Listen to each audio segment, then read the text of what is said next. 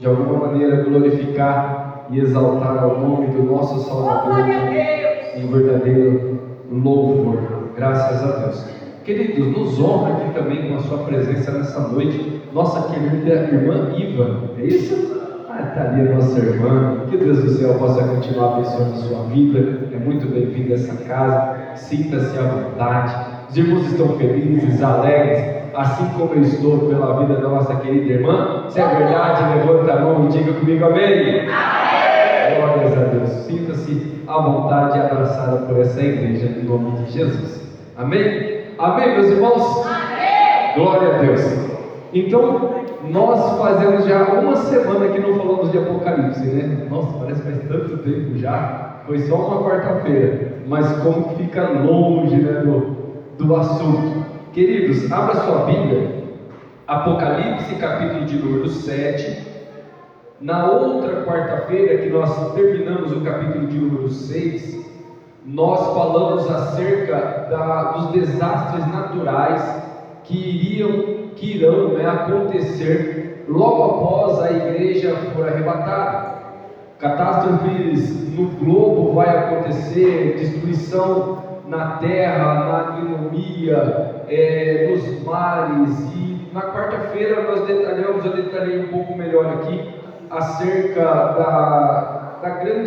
do grande problema de que vão enfrentar aqueles que estiverem aqui, não somente espiritual, mas também na natureza, porque a natureza ela vai se romper em furor e vai trazer uma devastação muito grande. Então, a questão de alimento, a questão de animal, a questão de respiração, a questão de vida biológica e tudo mais, tudo vai ser abalado. Tudo vai ser abalado.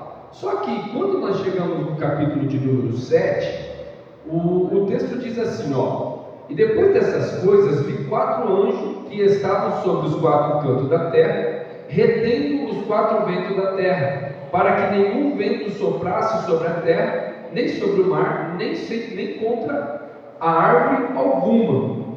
Por quê? Porque estava tendo uma grande movimentação no meio da terra. Só que houve a necessidade de cessar, de parar essa destruição, e Deus envia 4 anjos para brecar essa catástrofe. O texto está nos dizendo isso. E vi outro anjo subir do lado do sol nascente, e que tinha o selo do Deus vivo, e clamou com grande voz aos 4 anjos, e quem fora dado o poder de danificar a terra e o mar. Por que o anjo falou isso? Por que houve a necessidade então de parar a destruição na terra? Que ele clamou, para, segura aí, e esse anjo ele tinha um selo na mão. O texto de números 3 vai nos explicar, dizendo, não danifique a terra, nem o mar, nem a árvore, até que haja selado nas suas testas os servos do nosso Deus. Então, o que está acontecendo aqui? No meio da tribulação, grande tribulação, que é a linha de escatologia, que é a Assembleia de Deus que nós seguimos, que esse período aqui, a igreja já não estará mais na terra. A igreja está passando as bodas do Cordeiro, está lá no céu do Senhor, juntamente com Ele, conhecendo, e lá vai ser um mistério que lá será revelado para a igreja, o que estaremos passando por lá. Só que na terra, segundo essa interpretação que nós temos, a vida vai continuar. Para alguns não vão sofrer muito, para outros será um sofrimento muito grande. Para aqueles que são filhos de crente, pessoas que se desviaram, pessoas que conheciam a palavra, pode ser até um de nós, misericórdia se isso aconteça, mas se fica no arrebatamento, a tribulação já vai começar de imediato, porque aquele que conhece e fica, sabe que foi o arrebatamento e que essas coisas hão de acontecer, porque a Bíblia já vem nos alertando que haverá guerras, devastação, tribulação, coisas que nunca aconteceram na terra vão acontecer naquele momento. Então aqueles que ficarem ali já ficarão na aflição. Só que o Israel de Deus, hoje, a maioria dos israelitas nem dão trela para Cristo como um cordeiro. a maioria deles não acreditam que Jesus é o Messias. Então é natural Israel ainda ter um coração duro para o Cordeiro que encarnou. Existem alguns que são chamados de judeus messiânicos já hoje, que acreditam no Messias e seguem ainda Cristo como mestre. Só que muitos deles não acreditam. E esses daí, os judeus, provavelmente muitos deles passarão pela tribulação e grande tribulação, achando que é algo natural de se acontecer. Só que vai chegar um momento que vai ter uma briga entre o povo de Israel e os governantes dessa terra. Porque os governantes dessa terra vão começar, depois que a igreja for arrebatada, começar a ludibriar o povo. Vai dar oportunidade para as pessoas terem casas, terem um melhor alimento no começo. Depois e voltado para Israel, eles vão ajudar Israel a reconstruir o terceiro templo. Então Israel vai estar olhando para os governantes e vai estar gostando, porque estão reconstruindo o terceiro templo. Porém, vai chegar um período dessa história, dessa trajetória, que a Bíblia vai falar que o anticristo e o falso profeta, eles vão começar a querer adoração. E nesse sentido, Israel não vai adorar eles. Então vai começar a ter um impasse, vai começar a ter uma guerra, vai começar uma briga. Porque Israel só se dobra a Deus, eles não se dobram a nenhum homem. Por isso que mataram Jesus. Porque eles não se dobravam ao homem, eles não reconheciam Jesus como Deus. E quando isso começar a acontecer, vai começar então uma devastação muito ferrenha contra o povo de Israel. Só que a Bíblia vai falar, agora no capítulo 7, que os israelitas, que é um povo peculiar de Deus, eles têm um quê? Eles são a menina dos olhos de Deus.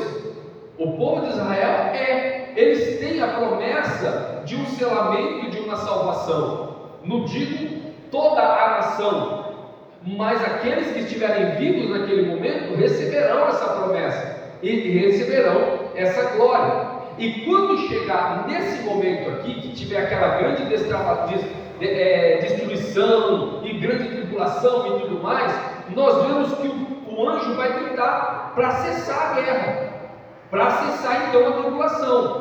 Para quê? Para que o povo de Israel possa começar a entender que Deus está agindo em favor da vida deles. Porque Israel é assim. Israel anda de altos e baixos.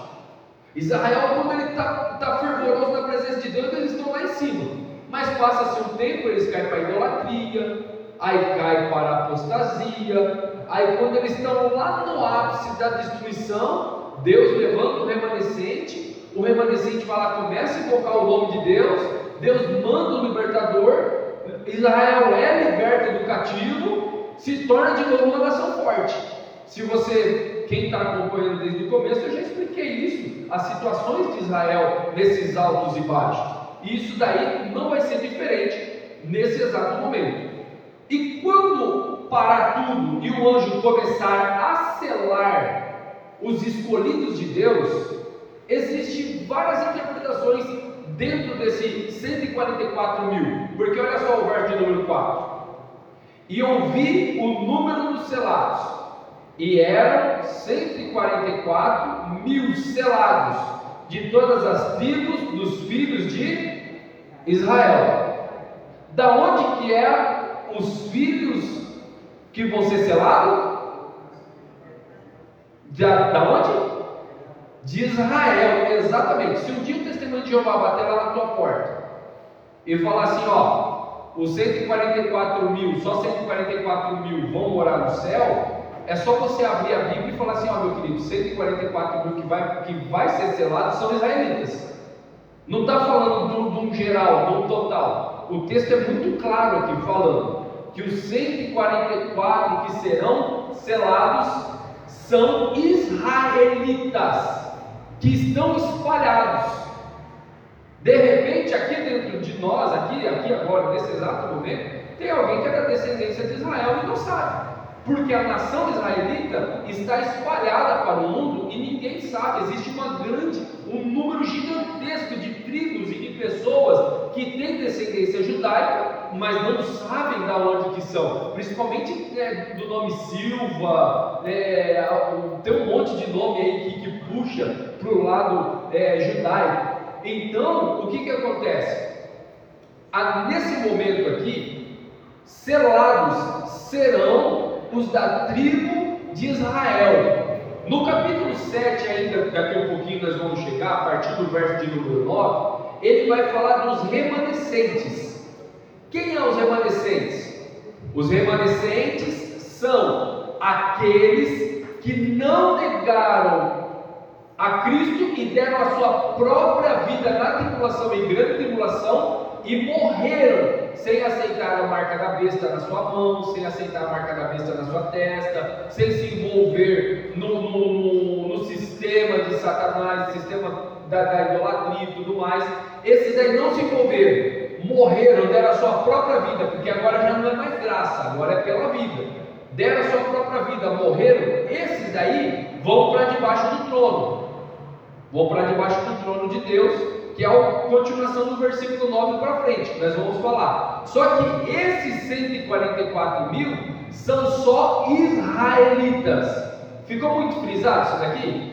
Ficou, né? Então nunca mais esquece e nem se engane aí se um dia alguém chegar falando que não, é o fulano dali, é o Bertano daqui, é os 24 anciãos, é os 12 de cada igreja, aí a igreja que vai formar os 144 mil, só esses serão salvos, porque, irmãos, existem diversas interpretações de quem são esses 144 mil.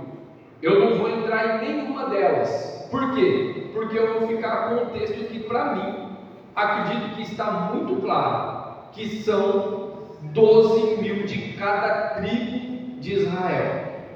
12. Aí nós citamos todas as 12 tribos de Israel que vão ser abençoados, que serão selados. São 12 mil de cada tribo, totalizando 144 mil. Pergunta: quantos filhos Jacó teve? Vocês lembram? Quem falou? Errou! São 13 filhos, perfeito. Jacó teve 13 filhos, tá? 13 filhos. Jacó teve 13 filhos. Desses 12 que nós lemos aqui, faltou um. Qual foi que faltou? Vocês lembram? A tribo de Dan. Faltou da tribo de Dan. Então Jacó teve 13 filhos. Só que aqui, agora assim, só para nós entendermos uma coisa. Quando Jacó começou a abençoar os seus filhos, lá em Gênesis, lá atrás, Jacó ele pega, põe a mão sobre os seus filhos e fala uma bênção para cada um. Tribo de Judá, tribo de Naphtali, Zebulon, e assim Iscar, e foi falando, abençoando todas as tribos. Quando chegou em Levi foi o único entre os 13, que não recebeu uma terra. Ele não recebeu uma terra geográfica. Por isso que levita não tem terra física. Ele vivia em todas as tribos. Ele tinha um sacerdote nas tribos. Ele vivia na dependência das 12 tribos. Levi, o sacerdócio de Levi, a terra de Levi, na verdade, era o céu, porque Levi vivia para o ofício divino. Por isso que todo sacerdote tinha que ser levita. Guarda isso, tá? Todo sacerdote tinha que ser o quê? Levita. A tribo de Zebulon podia levantar um sacerdote? Não, né? Porque tinha que ser levita. A tribo de Iscar podia levantar um sacerdote? Não, porque tinha que ser um levita. Então toda tribo não podia levantar sacerdote nem sumo sacerdote, porque o sumo sacerdócio e o sacerdócio tinha que vir da linhagem de Arão, que é da tribo de Levi, toda aquela linhagem ali, tá bom? Só que aqui onde nós lemos, na bênção dos 144.000, Levi recebeu a bênção. A tribo de Levi recebeu a bênção, mas a tribo de Dan não recebeu a bênção, ela foi excluída de ser povo de Deus. Porque olha só, o texto está dizendo isso, E vi, o verso 2 do 7, e vi outro anjo subir do lado do sol nascente, e que tinha o selo de Deus vivo, e clamou com grande voz aos 4 anjos que foram dados o poder de danificar a terra e o mar, dizendo: não danifique a terra, nem o mar, nem a árvore, até que haja selado na sua testa os servos do nosso Deus. Então agora nós entendemos que Dan já não era mais servo de Deus aqui. Dan estava excluída dessa bênção aqui, que todas as demais tribos recebeu. A pergunta agora é: por quê? O que Dan fez? Qual foi a trajetória de Dan para chegar no final? Ele foi excluído, a tribo foi excluída. Como eu disse, eu não vou falar a interpretação dos 144.000, mas hoje eu quero me pautar um pouquinho sobre Dan.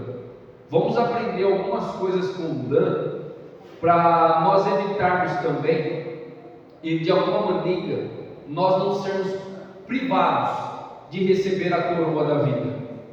Porque Jesus, lá em Apocalipse 3, fala o quê? Guarda o que tem, para que ninguém tome a tua coroa.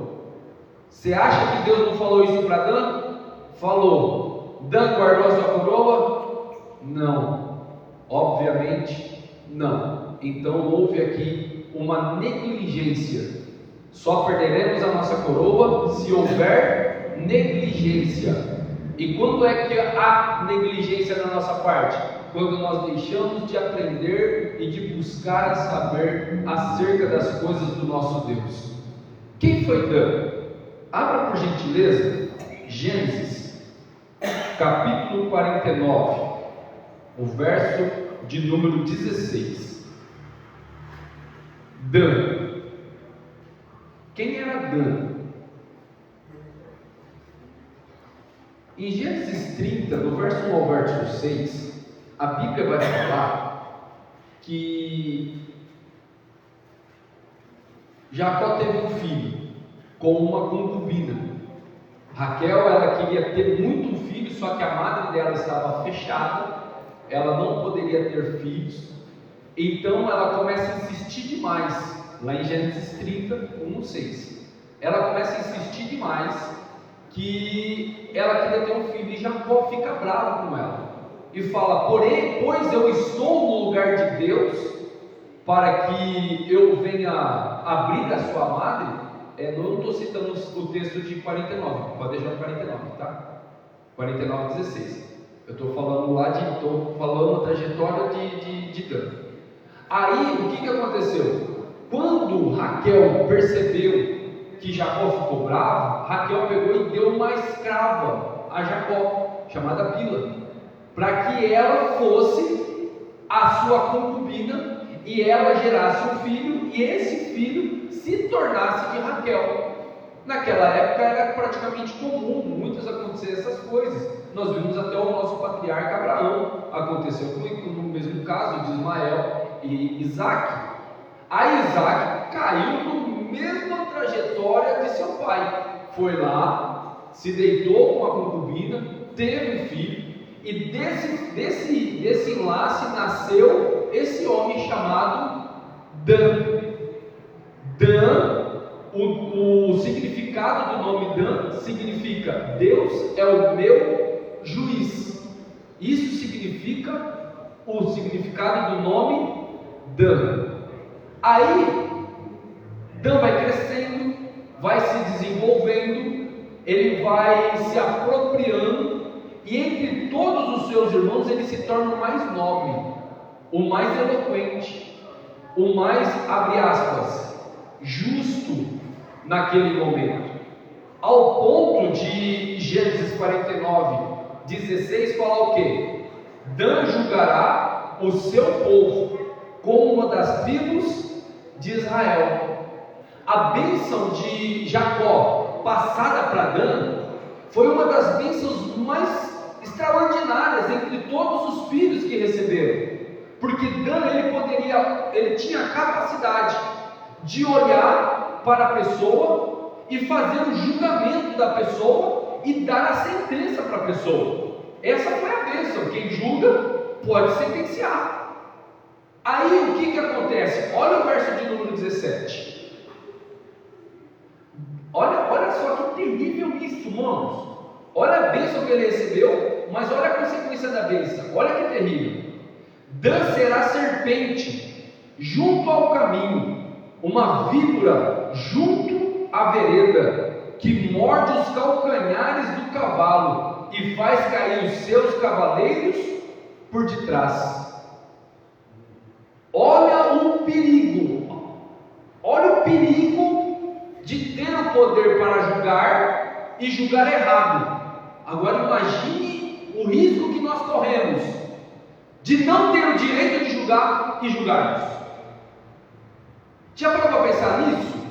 Olha o texto está falando assim, que Jacó deu a bênção para Dan, e a bênção era: você vai ser juiz sobre o povo, você vai ter condição de julgar, você vai ter discernimento. Só que porém o teu julgamento vai ser como uma serpente, que vai picar o calcanhar e vai derrubar os cavaleiros.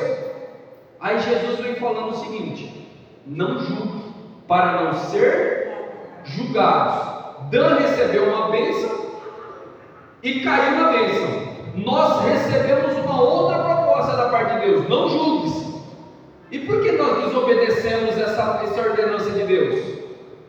Porque nós somos, pastor, doidinho para julgar as pessoas. Se a pessoa se atrasa, eu já quero julgar um monte de coisa porque ela está atrasando. Se a pessoa não fala aquilo que eu estou esperando, eu já começo a julgar a fala dela. Se o pastor não fez um movimento, eu já julgo como um culto frio. Se o pastor falou uma palavrinha um pouco mais dura e pegou em mim, opa, ele está falando diretamente para mim, ele sabe de alguma coisa da minha vida. Começamos a julgar, e Jesus vem falando: calma, cuidado, não julgue, porque do jeito que você julgar, você será julgado. Você sabia que quando você aponta o dedo, a maldição que era para recair naquela pessoa volta para você? Você sabia disso? Provérbios fala o seguinte: não te alegres no teu coração quando vier cair no teu inimigo, para que a ira de Deus não se desvie dele e torne-se para você. Olha o que Provérbios está falando. Cuidado para a hora de você julgar ou se alegrar na queda daquele que você acha que está te prejudicando. A tribo de Dan recebeu uma bênção, e essa bênção se tornou uma maldição para a vida dele. E Deus falou para nós: não acarrete essa maldição para a tua vida, cai fora. A Bíblia fala assim: não vos vingueis a vós mesmos, não julgueis a vós mesmos, mas deixa que aquele que é apto para julgar e discernir a intenção do coração, faça do jeito que tem que fazer. Por isso que a Bíblia vem falando: perdoe, deixa para lá, não fica maquinando mal, não faça essas coisas, porque fazendo assim você estará acarretando maldição para a sua vida, e você fica cego espiritual e pode perder a coroa da vida. Isso é muito importante. A tribo de Dan, ela foi uma tribo tão beneficiada e próspera, que ela tinha de tudo para ser uma tribo boa, uma tribo próspera, uma tribo exemplo. Mas algumas coisas na sua trajetória fez Dan se tornar o que se tornou. Olha só, a tribo de Dan, lá em Josué 19, 40 e 46, vai falar que Dan recebeu 17 cidades. De todas as cidades lá, que toda a repartição das tribos, eles receberam 17 cidades. E o número dos danitas de 20 anos para cima passavam de 67 mil. Era uma cidade maior do que Monte Alto. A tribo de Dan tinha uma bênção ali, e eles receberam essa bênção do Senhor. Só que de todas elas, Dan ainda assim era menor. Ela recebeu bênçãos, era próspera, recebeu uma bênção praticamente maior do que as outras, mas em quantidade e número de cidade, ela era menor. Entre todas era menor, só que era mais astuta. Era mais astutas entre elas. Sabe qual era o símbolo da casa de Dan? Uma serpente, contrariando tudo que o judaísmo acredita, porque a serpente é o símbolo de quem? De Satanás, a antiga serpente.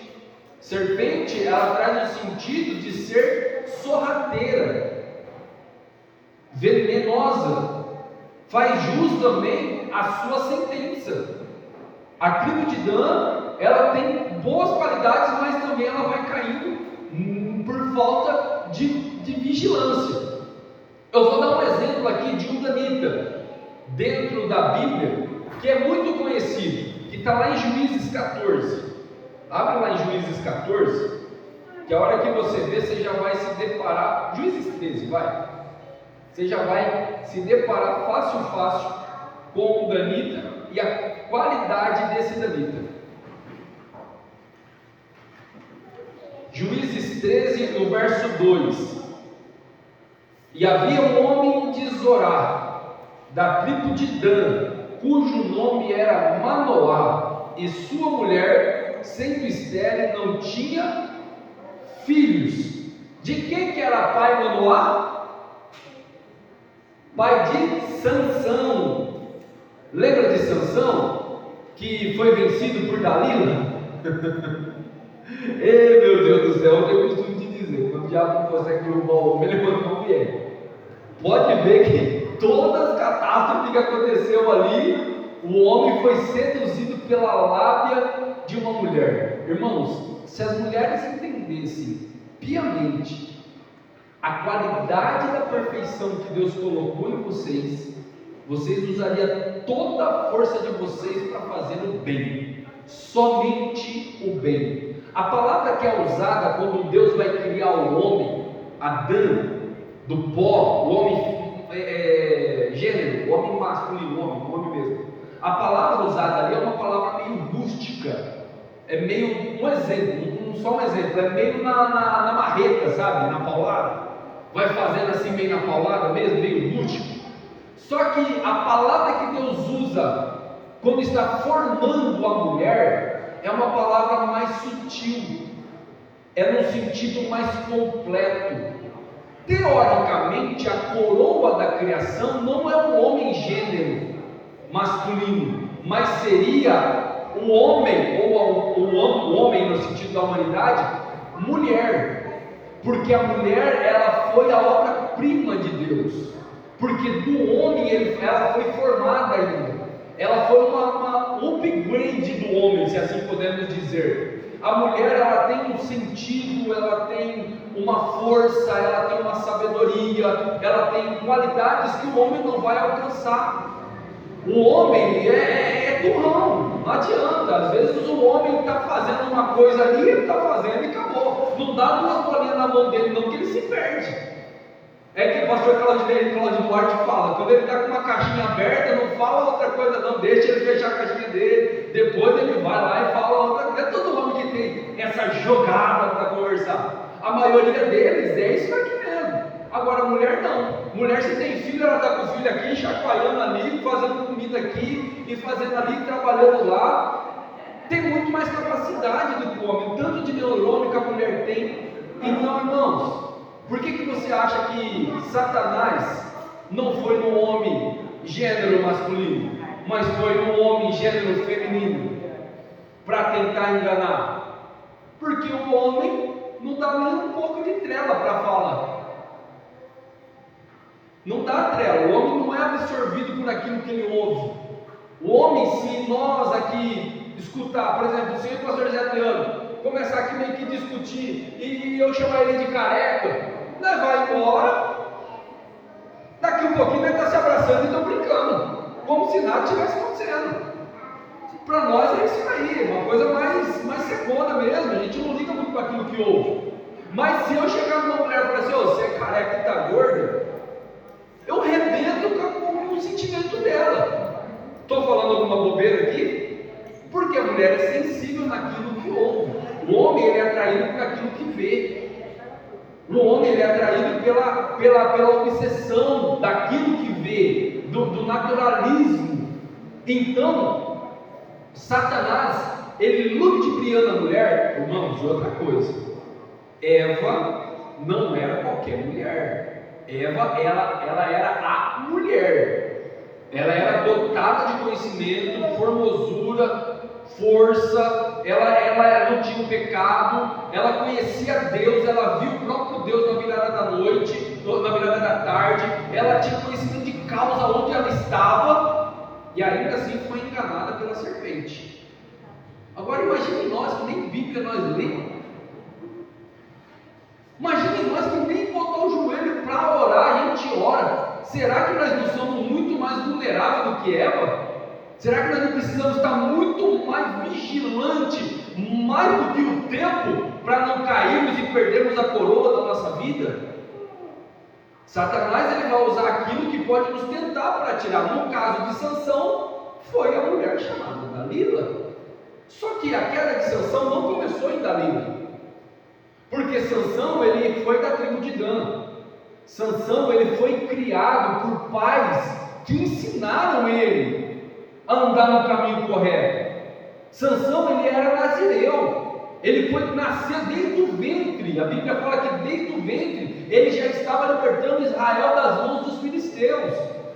Sansão ele foi instruído que ele não poderia tocar em bebida forte, que ele não poderia tocar em cadáver, que ele não podia tocar nada impuro, que ele não podia cortar o cabelo, que ele tinha que estar devoto na comunhão para com Deus, porque ele era um homem que nasceu para cumprir uma missão. E qual era a missão que Sansão nasceu para executar?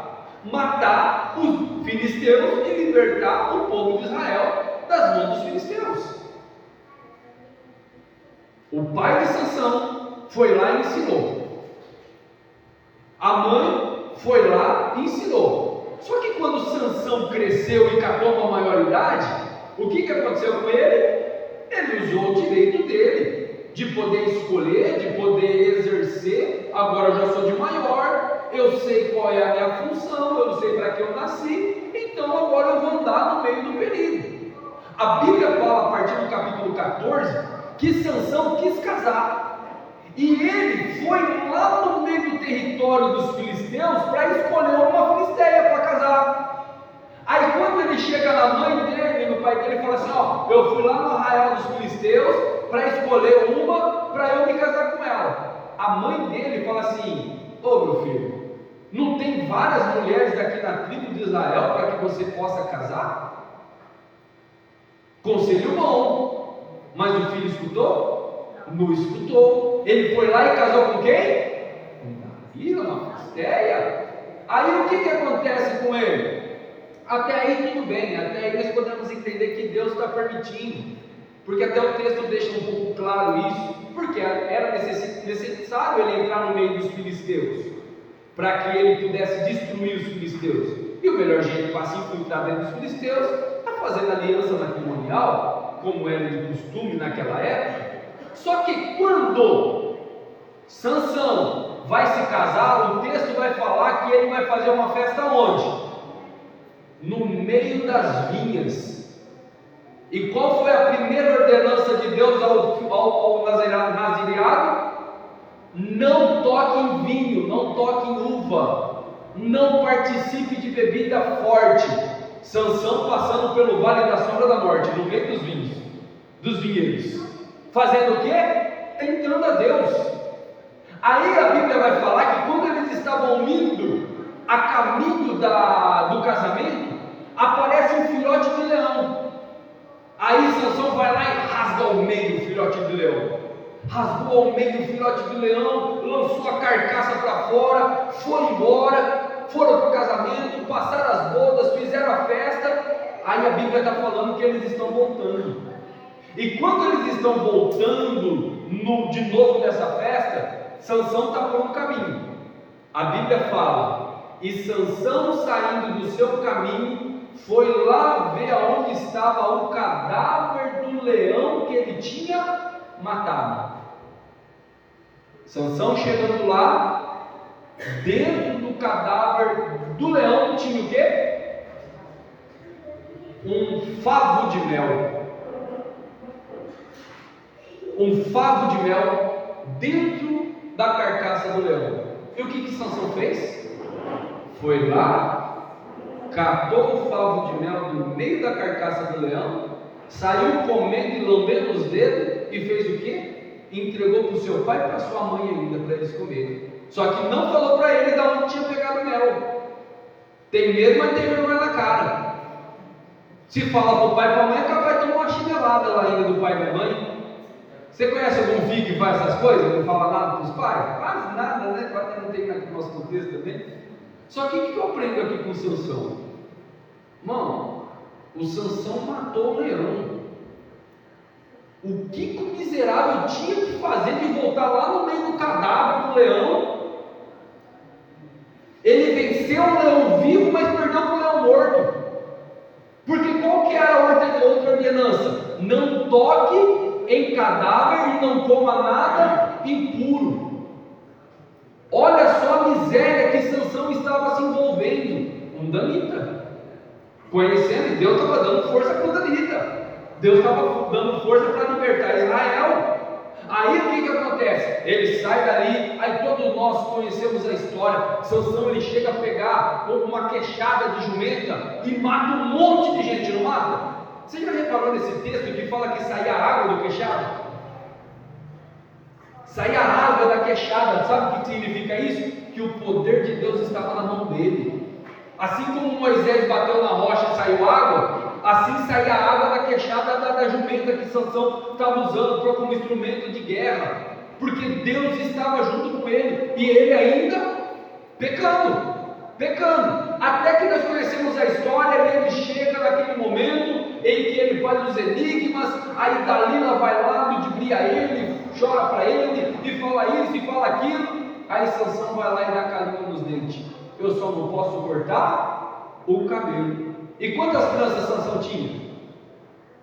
7 tranças, simbolizando a plenitude da força que ele tinha, que vinha do Espírito.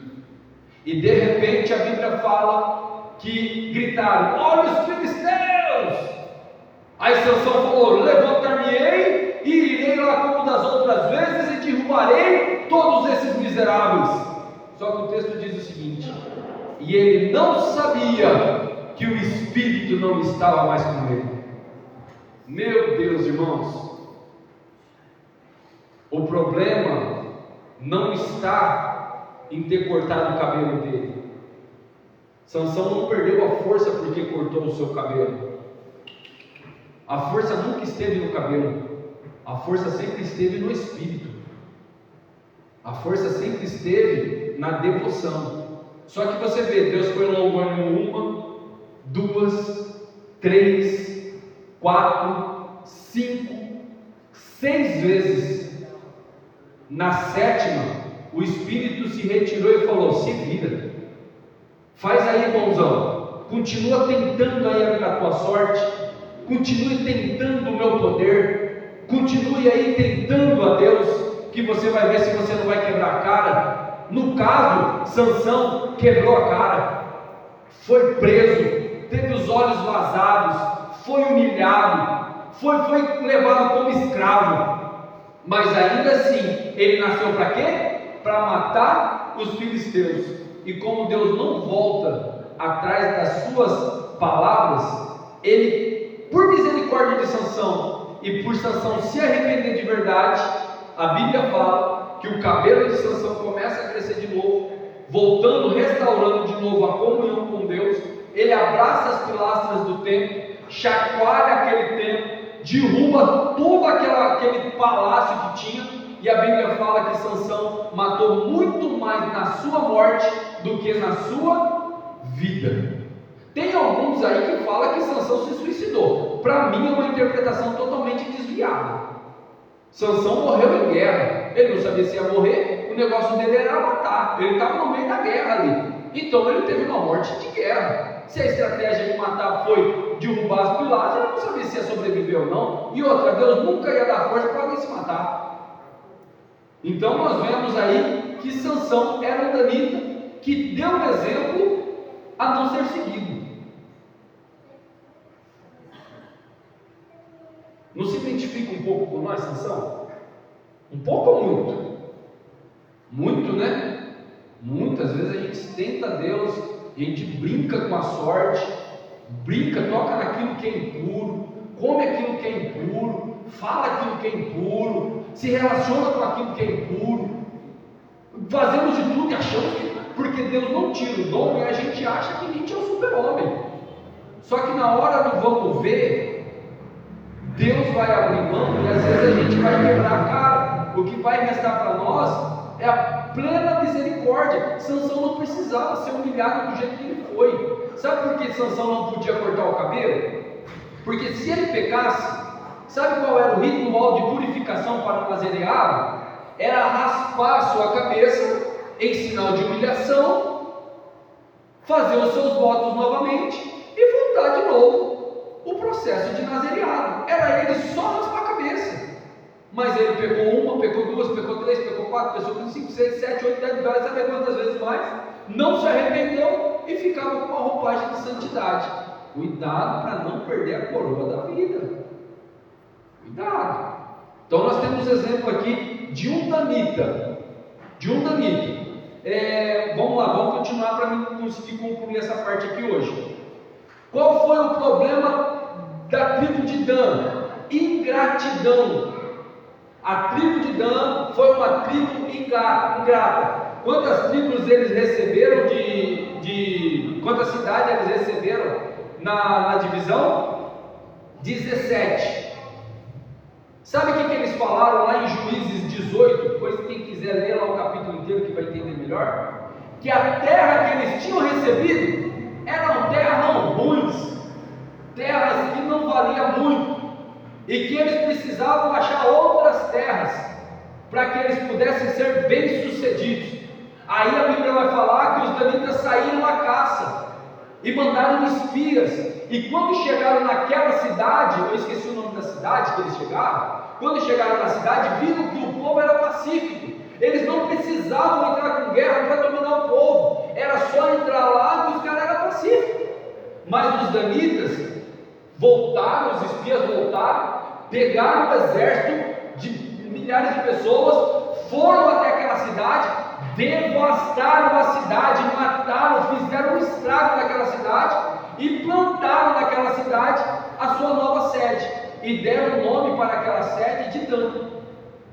Tiraram da antiga e colocaram na nova. Ingratidão, não eram felizes com aquilo que Deus tinha dado. Quase igual nós, não é? Quase igual nós temos casa, reclamamos porque a casa não está pronta.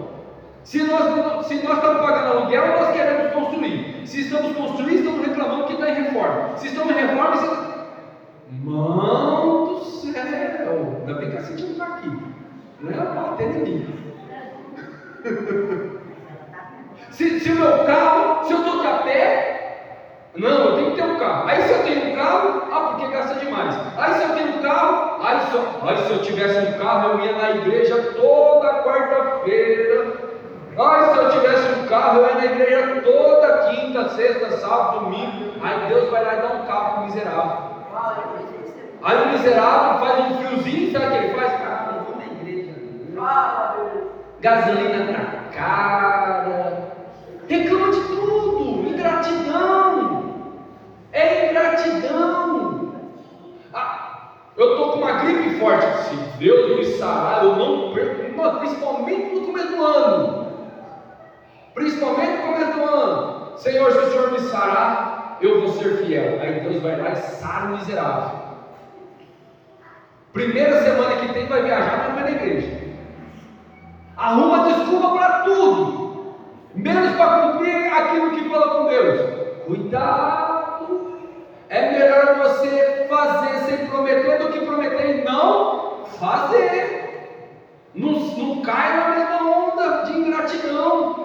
Seja agradecido por todas as coisas que está tendo. Você está na luta? Agradeça pela luta, porque a Bíblia fala que nem essa luta que nós estamos tendo nós merecemos ter, porque o que era reservado para nós era condenação.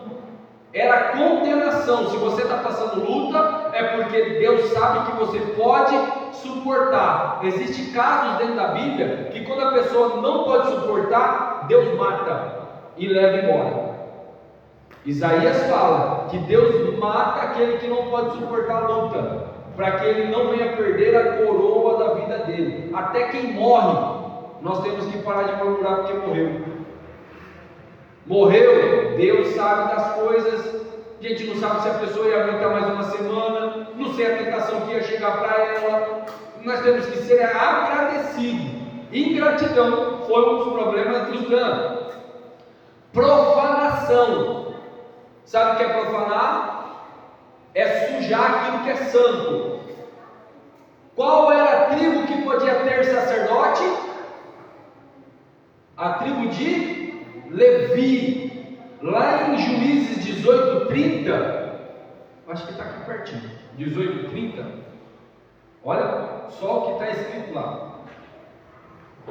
E os filhos de Dan levantaram para si aquela imagem de escultura, e Jonatas, filho de Gerson, filho de Manassés, ele e seus filhos foram sacerdotes da tribo dos Danitas, até o dia do cativeiro da terra. Profanaram o sacerdócio, levantaram dentre deles um sacerdote. Nenhuma tribo podia fazer isso, somente da tribo de Levi podia ser sacerdote.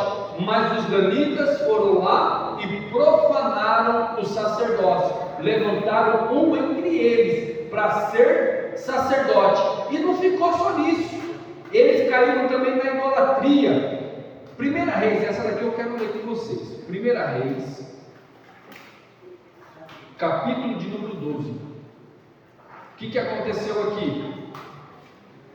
A tribo tinha acabado de se dividir. Ficou duas tribos no reino do sul, a tribo de Judá e a tribo de Benjamim no reino do sul, e ficou as 10 tribos de Israel como o reino do norte, porque houve uma divisão no reino. A tribo existia, o povo de Israel existia as 12 tribos, por causa de briga entre eles, foi lá e teve uma divisão. Israel ficou com a tribo do sul, com Judá, com capital Jerusalém, e lá em Jerusalém tem o que? Tem o templo, não tem? O templo de Salomão, como assim nós conhecemos? O templo de Salomão está no reino do sul, lá em Jerusalém. E na tribo do norte, no reino do norte, que ficou as 10 tribos, ficou como capital a cidade de Samaria. Samaria ficou como a cidade capital lá em cima. Só que a tribo do norte, ela começou a se misturar com as nações pagãs, e a idolatria começou a entrar muito forte ali dentro. Só que a idolatria era pessoal até o momento. Aí o que tinha que fazer? Todo ano, todas as tribos do norte tinham que fazer as suas malas, pegar os seus camelos e descer até Judá, na tribo do sul, para poder oferecer holocaustos e sacrifícios uma vez por ano a Deus lá no templo. Era um ritual isso daí, todo ano. Lembra que José e Maria saíram e foram até Jerusalém ofertar também, todos os anos, em sacrifício a Deus, e até hoje eles têm a festa do sacrifício. Então, todas as 10 tribos tinham que fazer isso. Só que, quando começou a ficar muito cansativo, eles tiveram a brilhante ideia de fazer 2 templos. E olha só o que está escrito, 1 Reis 12:25. Cadê o 25? Aqui. E Jeroboão edificou em Siquém, no monte de Efraim, e habitou ali, e saiu dali, e edificou Penuel. E disse Jeroboão no seu coração. Agora tornará o rei a casa de Davi. E se esse povo subir para fazer sacrifício na casa do Senhor em Jerusalém, o coração desse povo se tornará a seu senhor. E Roboão, rei de Judá, e me matarão, e tornarão a Roboão, rei de Judá. Assim o rei tomou conselho e fez 2 bezerros de ouro, e lhes disse: muito trabalho vos será subir a Jerusalém. Vês aqui teus deuses, ó Israel, que te fizeste subir da terra do Egito, e pôs em Betel, e colocou o outro em Dan. Olha só o que esse rei miserável fez. Ele não queria mais que o povo descia até Judá para sacrificar, porque se o povo descesse até Judá para sacrificar, lá eles iam sentir a presença de Deus e iriam querer ficar em Judá, não queria voltar mais para terras deles. Então ele edifica 2 bezerros de ouro. Da onde que saiu o bezerro de ouro? Lembra lá do Egito? Quando eles saíram do Egito, e lá no deserto, eles edificaram o que lá no meio do deserto? Um bezerro de ouro. Olha só o que esse miserável está falando. O Deus que é um bezerro de ouro, que fez vocês saírem da terra do Egito, está agora no templo. Vocês não precisam mais descer até Judá, vocês podem adorar aqui. E foi colocado um em Betel, e outro foi colocado na cidade de Dan. Profanaram o templo agora com a idolatria. Irmão, olha o perigo dos danitas. Olha onde eles estão caindo e estão arrastando uma multidão, arrastando um monte de pessoas à idolatria e à morte. Vocês estão entendendo os motivos que os danitas foram excluídos de dentro desse hall?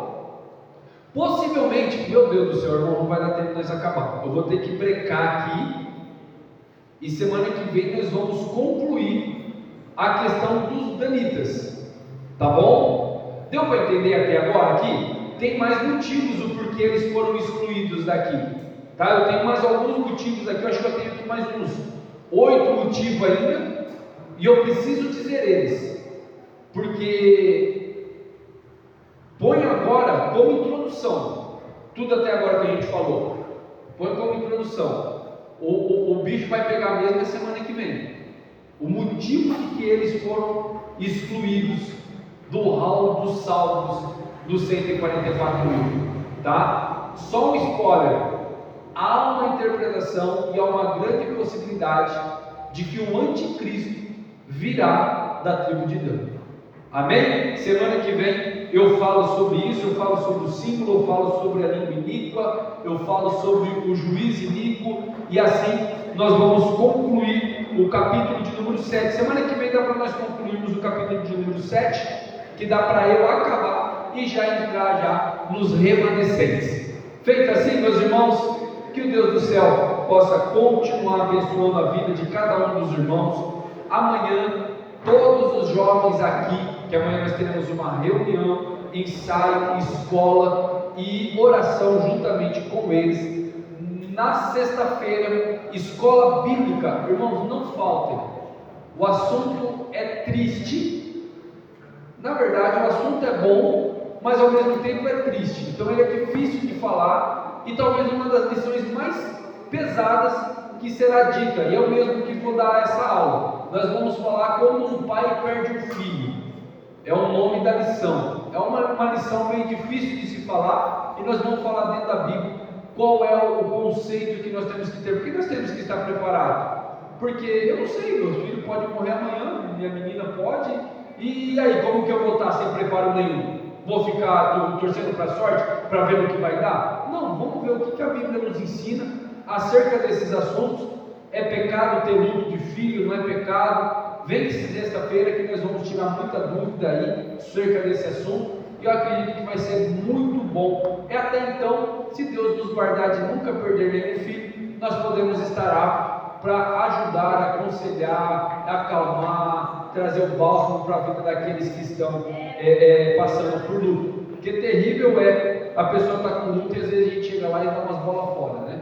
Então a gente precisa estar sempre preparados aí para poder estar ajudando os irmãos. No sábado, então, trabalho, nós vamos estar aqui na construção. O pastor Eliel vai vir, acho que amanhã, aqui para conversar comigo. Eu estou querendo fechar aquela parte de cima da casinha das nossas crianças ali, para poder ajudar um pouco a abafar o som lá dentro e para nós também ficarmos com um pouco menos de som aqui, colocar um ventilador, fazer algumas coisinhas ali. Então eu vou fazer um orçamento, ver como que a gente consegue fazer para melhor adequar.